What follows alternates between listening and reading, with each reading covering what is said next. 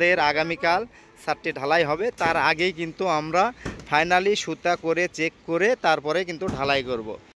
আমাদের যাই হোক, আমাদের কিন্তু মোটামুটি ছাদের রডের কাজ হয়ে গেছে। এখানে কিন্তু ব্লক দেওয়া মোটামুটি শেষের মধ্যে, ওই সাইডে কিন্তু এখন ব্লক দেওয়া হচ্ছে।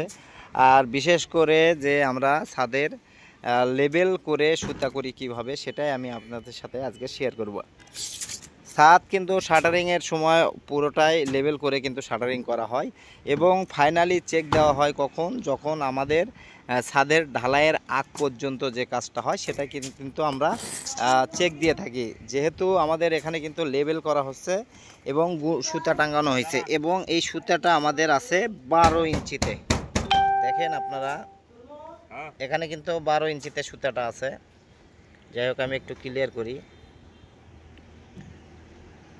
এখানে দেখেন 12 ইঞ্চি আছে, 1 ফিট আছে, 1 ফিট আছে। কিন্তু এখানে আবার দেখেন মাঝখানে একটু ডাউন আছে, একটু ডাউন আছে 2 ফুট। এটা কিন্তু নিচে লোক আছে, লোক কিন্তু উপরে তুলে দিচ্ছে। আর একটু উঠালেন, মাঝখানে একটু 4 হোক। ও অ্যাকোরেট আছে, মানে এই মানে 4 কানি 4টা, আর এখানে মাঝখানে অ্যাকোরেট এই গুণা বাঁধা যারা অ্যাকোরেট।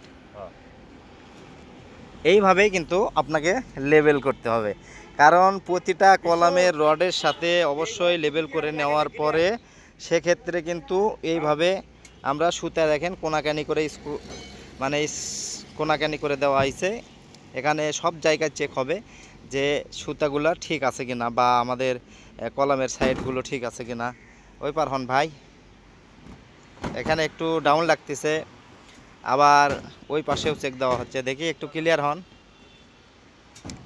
যাই হোক, কত দূর থেকে অনেক সময় বোঝা যায় না, সুতাটা একটু উঠবে। ওই কোনা ঠিক আছে না? মাঝখানে দেখেন তো, মাঝখানে। হ্যাঁ, এই পাশেও ঠিক আছে, মাঝখানে দেখেন। মাঝখানে যাই হোক একটু মোটামুটি ঠিকই আছে। দেখি ধরেন, চাপ দিয়ে ধরেন, চাপ দিয়ে ধরেন। হ্যাঁ, মাঝখানে কিন্তু একেবারে অ্যাকুরেট আছে, শুধু এখানে একটু ডাউন আছে, এখানে একটু ডাউন আছে। তাহলে এই সুতাটা দেওয়ার উদ্দেশ্য যে আমরা কোনো জায়গায় ছাদটা ডাউন রাখবো না, ছাদটা আমরা অ্যাকুরেট রাখবো, সেই জন্য কিন্তু এভাবে চেক করা হচ্ছে। দেখেন এখানে বাড়ি দেওয়া হলো, তাতে নিচে লোক বুঝতে পারে যে এখানে উঠাইতে হবে। এখন নিচ থেকে যাই হোক উঠাইয়া দিবে, তারপরে আমি দেখতেছি দেখেন আমাদের সুতাটা কিন্তু ক্লিয়ার নাই, অনেক ডাউনে আছে। আমরা কিন্তু উঠানোর পরে আবার এটা চেক দেব যে আমাদের ফাইনালি উঠছে কি না। আমি আবার আপনাদেরকে দেখাবো। দেখেন ওখানে তুলতেছে, আপনারা বুঝতে পারছেন, উঠতেছে।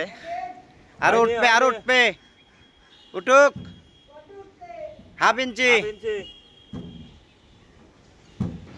উঠতেছে, উঠতে উঠুক, উঠুক, আরেকটু, আরেকটু, আরেকটু, আরেকবার, ব্যাস ব্যাস ব্যাস।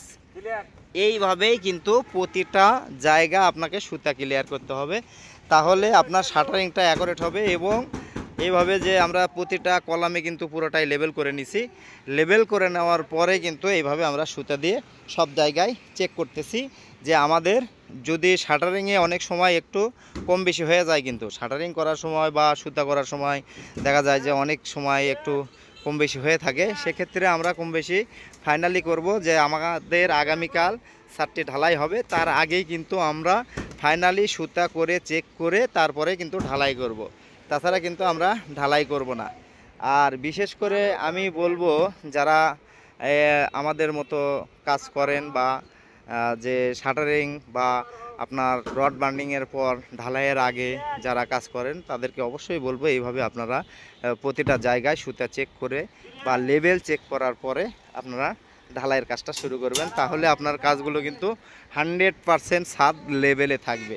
ছাদ যদি আবার অনেকেই বলে কি যে ছাদ স্লোপ করতে হবে, অনেক সময় করতে হয়, কারণ সেটা আপনাকে কিন্তু মশলা বা সিমেন্ট বালির খোয়া দিয়ে যেটা আপনার উপরে হবে ঢালাইটা, সেই ঢালাইটা আপনি যদি স্লোপ করেন, যদি আপনি মনে করেন যে এই পাশ থেকে এই পাশে পানি আমি স্লোপ করব, সেক্ষেত্রে ওইদিকে হাফ ইঞ্চি উঁচু করে দিবেন ঢালাই, এইদিকে হাফ ইঞ্চি কম করে দিবেন, তাহলেই কিন্তু পানিটা স্লোপ হবে। শাটারিংটা স্লোপ করবেন না, শাটারিং স্লোপ করলে কিন্তু পুরো ছাদের লোডটাই একটু বাঁকা হয়ে চলে আসবে, মানে এইভাবে বাঁকা হয়ে ছাদের লোডটা চলে যাবে।